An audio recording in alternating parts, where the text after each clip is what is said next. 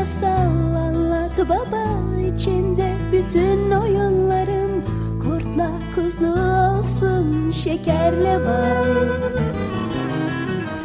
Baba bir masal anlat bana, içinde denizle balıklar. Yağmurla kar olsun, güneşle ay.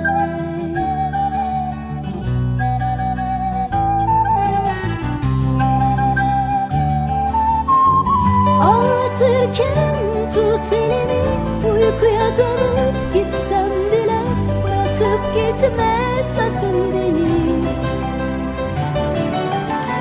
Anlatırken tut elimi, uykuya dalıp gitsem bile bırakıp gitme sakın beni.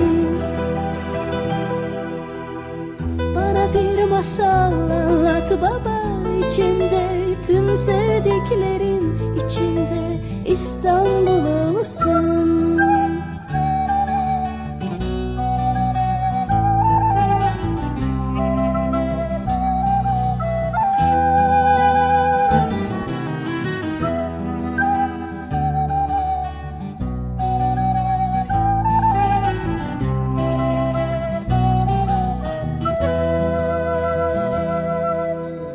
Bana bir masal anlat baba, içinde bütün oyunlarım.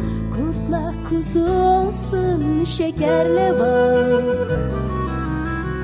Baba bir masal anlat bana, içinde denizle balıklar.